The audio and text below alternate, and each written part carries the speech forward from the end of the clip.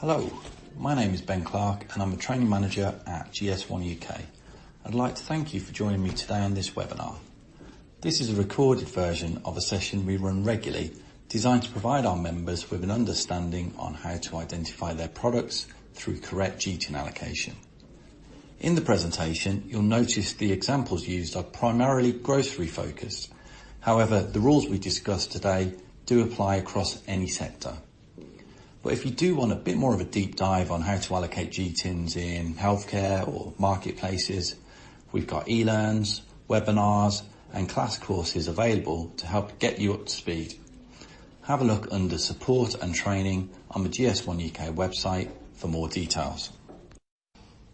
We previously sent a quiz out to our members as we thought it would be a fun way to check how well people know our standards. We had a sneaky suspicion that businesses sometimes interpret our GTIN rules incorrectly, or possibly don't even know they exist at all. And the quiz results did confirm our fears. Very few people got 5 out of 5 right, with over a third failing the quiz altogether. This is significant as if people do misapply these GTIN rules, it can cost their businesses through returned goods, relabelling costs, and ultimately lost sales. We're hoping none of those things happen to the third of people who, at the end of the quiz, indicated that they'd experienced problems with their customers due to incorrect GTIN allocation. I have a feeling that the actual number is higher than this, but some areas of the business are not always aware of the problems that incorrect barcode numbers cause with trading partners further down the supply chain. Without wanting to single out any particular department, most of the time it's marketing's fault. Not really, in all honesty. Depending on the business, a few different functions can affect or be affected by GTIN allocation, including technical, commercial, buyers, account managers, regulatory or artwork teams.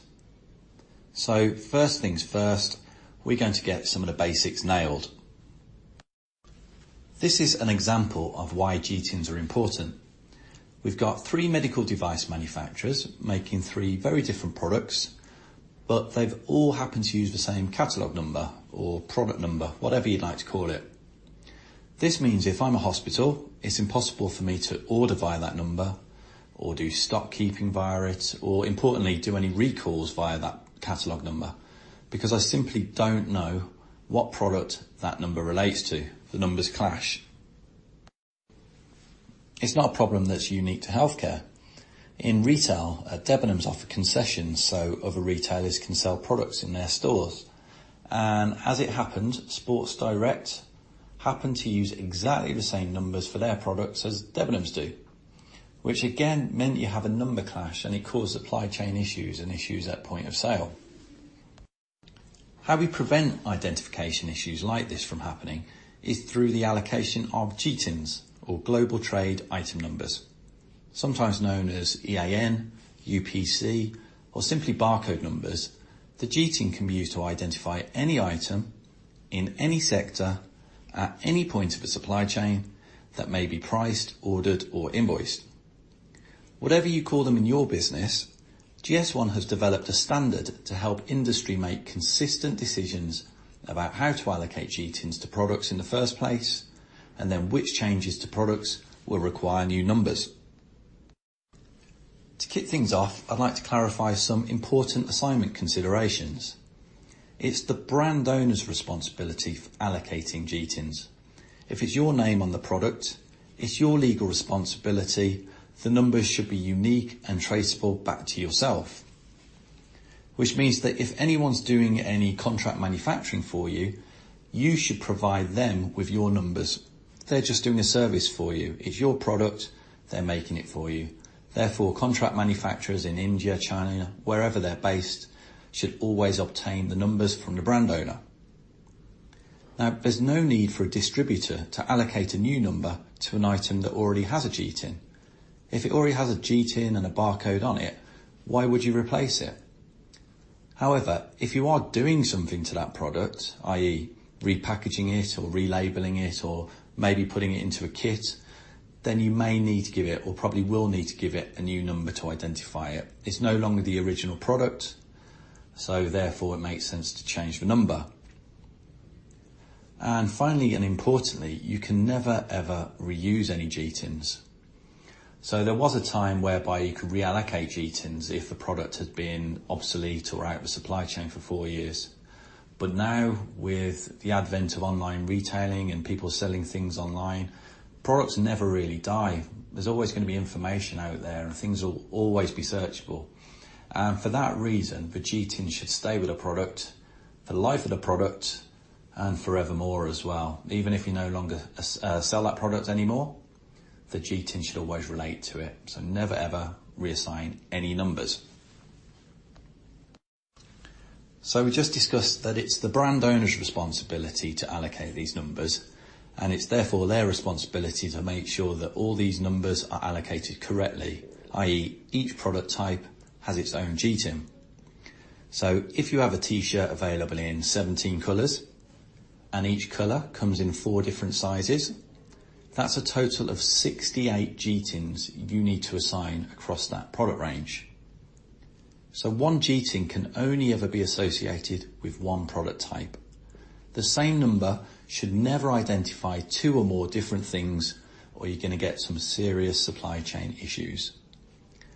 Any new product you bring out would then require the assignment of a new GTIN. As I said, it doesn't matter the industry. So you can use these numbers for t-shirts, as we saw in the previous slide, or for medical devices, groceries, or pharmaceuticals, as we have here. The numbers themselves don't mean anything.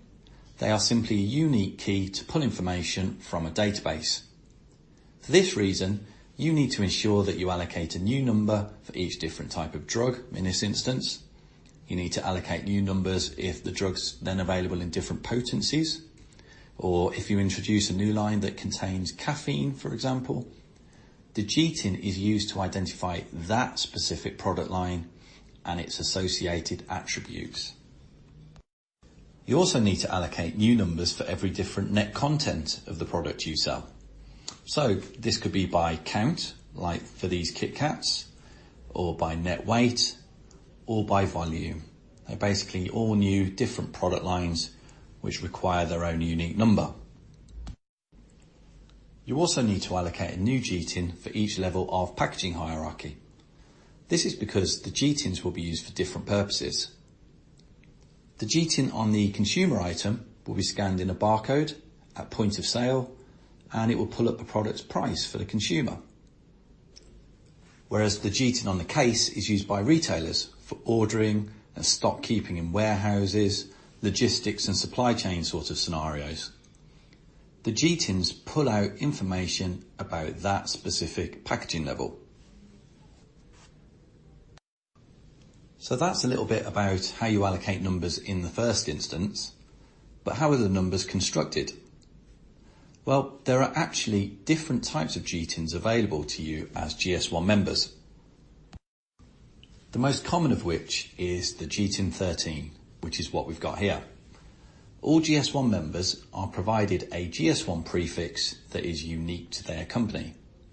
On the barcode shown, it's the first 7 digits of that 13-digit number.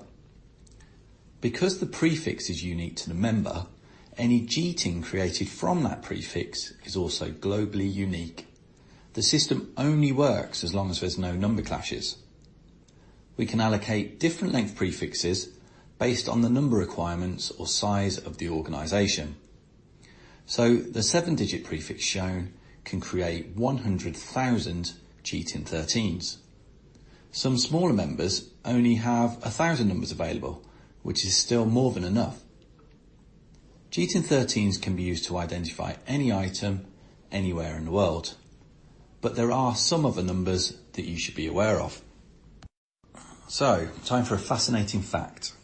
The first ever barcode scanned in a US store in 1974 was on a pack of Wrigley's Juicy Fruit, but I'm sure you all knew that. That barcode had a 12-digit number on it, a GTIN 12. When the rest of the world wanted to use barcodes a few years later, they were unable to use 12-digit numbers as the US had nabbed them all, basically. So the rest of the world started using GTIN 13s, and the American 12-digit numbers became a subset of our numbers. Whether you've got 12 or 13 digit numbers, either can be used for products sold anywhere around the world. There's no need to obtain a 12-digit number to trade in the US. Our numbers work fine over there, and vice versa. GS1 has recommended barcode sizes for those 12 and 13-digit numbers. If you can't get a barcode at our minimum recommended size on your retail product, then you can apply for GTIN 8s. These are the only GTINs that can't be created from a company prefix. They are numbers which are allocated by GS1. So basically, you let us know the name of the product, its size, and we'll give you a number if it meets our criteria.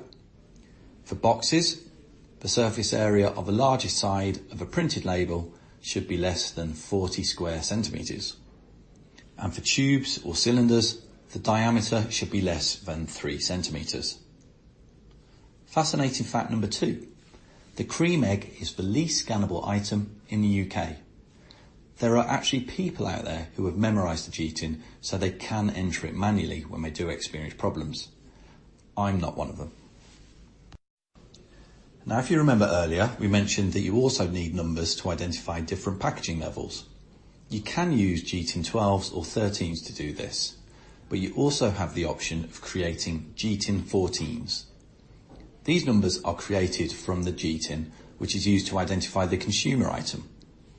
So to create a GTIN for the case of Aero, the brand owner has taken the GTIN 13 and popped a 1 in front of it. As a result, the last digit, the check digit, has changed. I'd love to spend longer discussing the intricacies of the check digit with you, but we simply don't have time on this webinar. If you're interested to know more, and there must be 1 or 2 geeks amongst you, please drop me a line or book onto one of our class courses. To help GS1 UK members allocate and manage their numbers effectively, we provide secure access to the number bank. In the number bank, you'll see all the prefixes you've been assigned as a GS1 UK member. For most members, they'll have just 1. For someone like Glaxo or Nestle, they could have 20 or 30 or 40. You can see all the GTINs which can be created from that particular prefix listed below. So for a 7-digit prefix, you'd find 100,000 GTIN 13s which can be created from that prefix available to assign.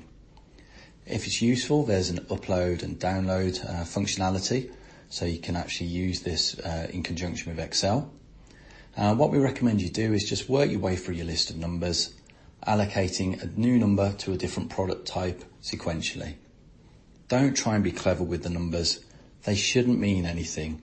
If you start assigning meaning to them or trying to do clever things with the allocation, you're going to get yourselves in a pickle. When you see red, there's information that you need to complete about that item. It's as simple as that.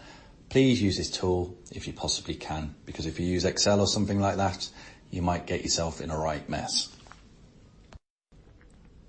Now, GTIN should stay with products for the life of products, and even beyond that, as we discussed earlier. But if you make certain changes to your product, you may be required to allocate a new number to that item. GS1 has some guiding principles which basically people should have in mind whenever they make any changes to one of their products. So if you make any change to your item, consider these 3 things.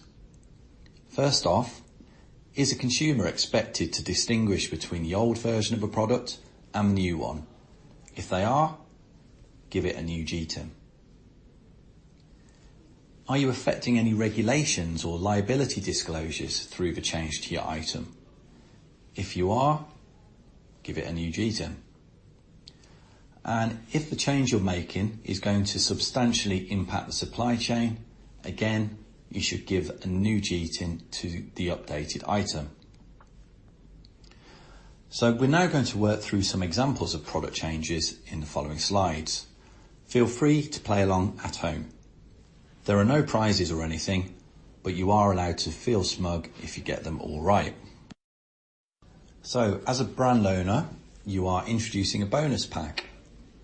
So consumers are now getting an extra 2 chunky Kit Kats for their money. Result. As a brand owner, do I need to give a new GTIN to that bonus pack? The answer is yes, I need to allocate a new GTIN.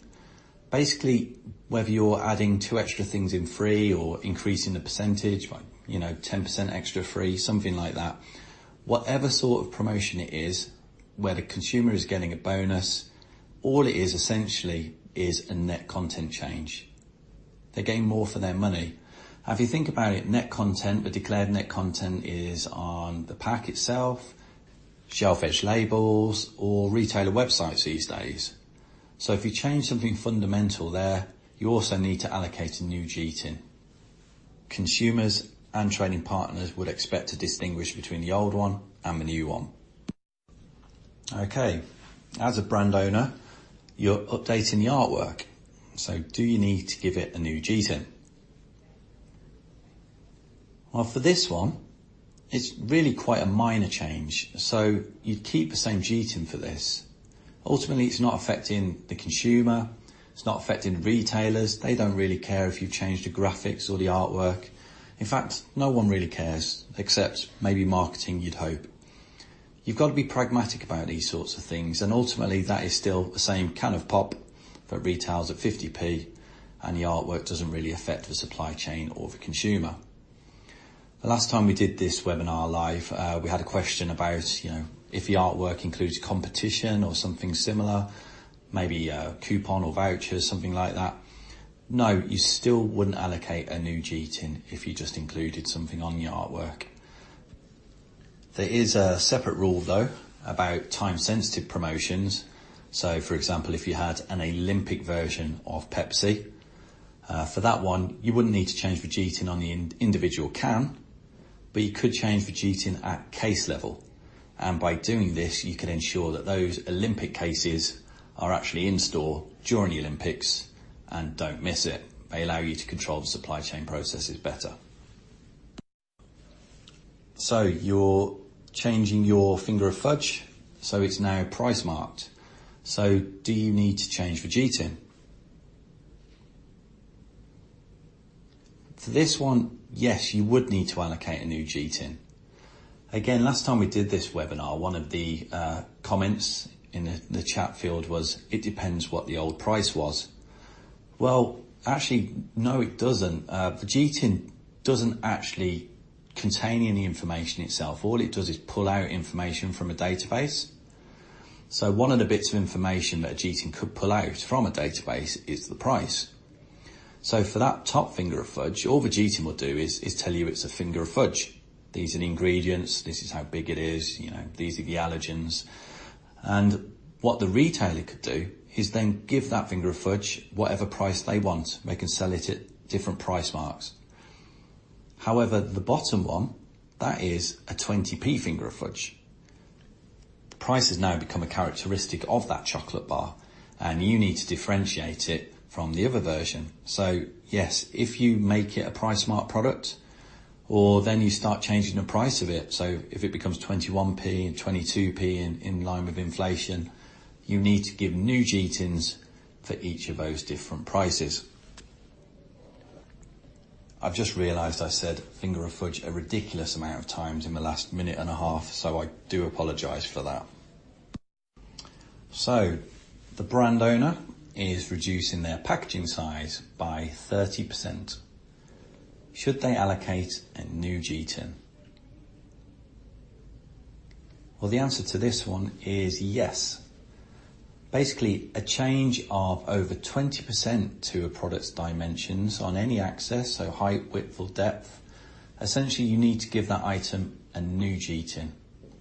And if you think about the guiding principles, if you start significantly increasing or decreasing the size of a product, in fact, it could have a substantial effect on the supply chain, i.e. how many things can get on a lorry or fit in a warehouse space or even fit on a shelf.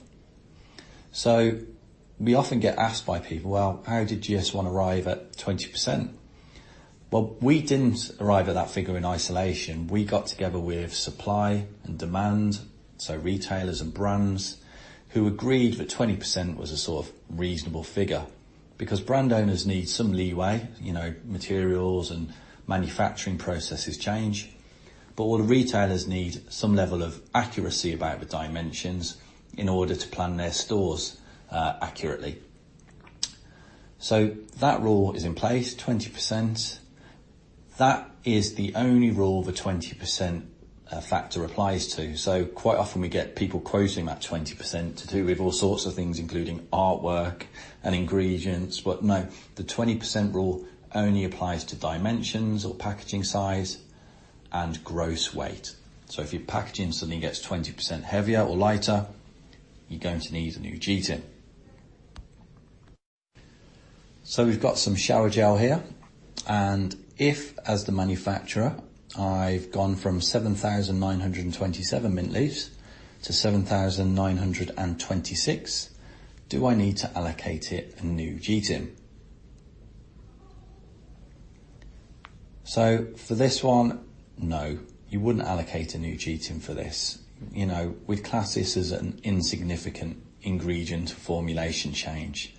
You really have got to be pragmatic about these things. So if you're just tweaking the formulation slightly, so I don't know, a can of soup, you go from 78% tomatoes to 80% tomatoes, you wouldn't need to give it a new GTIN.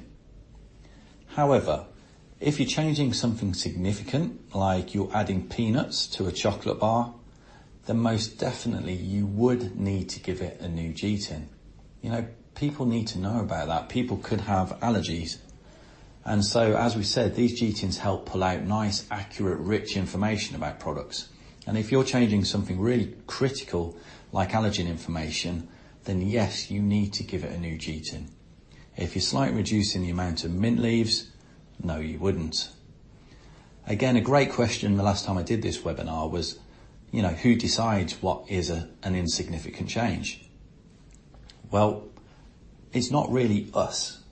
Basically, these GTIN rules apply to any industry in any sector. And we can't really have a rule for every single scenario or type of product out there. So these rules are applicable across the board. And what each brand owner needs to do is apply it to their situation and their products. You are actually experts in your own product portfolio. So you know really how significant that formulation or that ingredient change is to the end consumer. If they need to distinguish between the old one and the new one, it's a new GTIN. If a change is affecting any regulations, it's a new GTIN. But obviously you guys are the experts in your own field, and then GS1 are here to support you. So if you do require any extra support or guidance, and you can come to us with the scenarios, and we'll tell you our views on if we think you need a new number or not.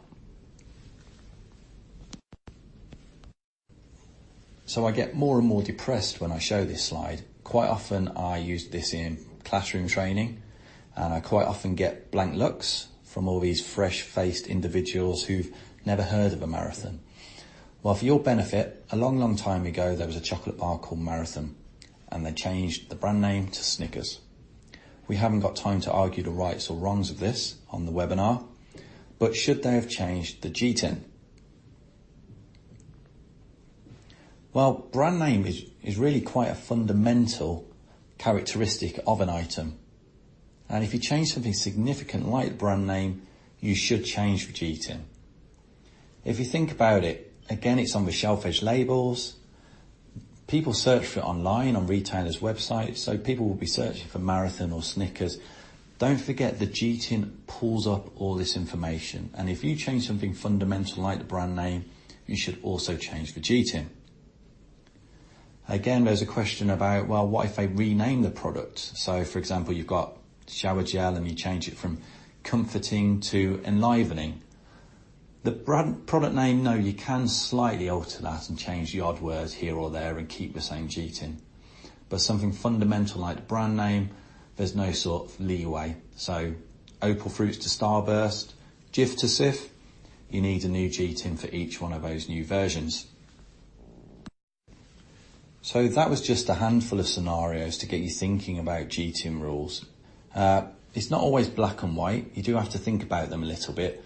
But to aid you in deciding whether you need a new GTIN or not, we have got the GTIN Management Standard. So if you have a look in the resources section of this training, you'll see that you can access the GTIN Management Standard, and in there you'll find the guiding principles to kick you off. But then we also do have some specific examples of when and why you need to change GTIN. So if you're doing a promotion or changing case count or adding certification marks, do I need to give it a GTIN? And it will actually tell you yes or no. So there is also a really useful decision support tool in there, so you can work your way through, and it will ultimately tell you whether you need a new number or not. But again, just to clarify, if you do need any support on this, because it's not always straightforward, it's not always black and white, then please get in touch and we'll be happy to offer some advice on it. Now, just something to bear in mind, these GTIN rules, essentially it's always the brand owner's discretion whether they change GTINs or not. These GTIN rules are the minimum requirement or recommendation that GS1 provide. So you should change a GTIN if your product change meets any of these criteria. But ultimately, a brand owner can change their GTIN as often as they want. I think they'd find their customers or retailers wouldn't be too happy if they did that, but ultimately it's your discretion. And another thing to remember is, you've probably got your own internal numbering system as well as the GTINs. They don't need to directly correlate to each other. So you can change your own internal number without changing the GTIN. So, for example, if you want to track how well a competition version of your product's doing versus the non-promotion one, you can do that via your own product codes, but not via the GTIN, because the retailers don't want you changing your number for that sort of thing. Another question we had were, are these rules enforced by regulation? Much as we'd love to kick people's doors down and say, freeze GS1, you need to change your GTIN, these are basically an open standard. We put them out there for industry so they can make consistent decisions about when and why to change these numbers. But GS1 does not enforce them. What is likely to happen though is your trading partners, if you start allocating these numbers incorrectly, they'll soon let you know about it, because these numbers are absolutely crucial to their supply chain processes. So if you're not sure or the retailers are not sure, get in touch with your local GS1 organisation and we can offer some advice as to when and why that number needs to change. And here's a quick example of why you need to get it right. So basically this supplier didn't change their GTIN, and we had a look into it online. I had a look at a few retailers' websites. So this is Sainsbury's, but it was also the case across Ocado and Waitrose, whereby if you have a look at the pictures and the description, it's all off basically. There's a mix of the old net content of 120 sheets versus the new net content of 100 sheets. So the GTIN, as I say, is key to pulling up accurate information about your products. It's the key to all this information. On its own, this number doesn't mean anything. All it does is pull out information. But if you change any of this significant attribute information that is pertinent to a product, then you need to change your GTIN so that your customers can update their systems and processes accordingly. So I hope you found that quick run through useful. If you would like any further assistance, then we do offer classroom training or on-site training. So please contact training@gs1uk.org and have a look at the resources section on our website for more information about our standards and how to use them properly.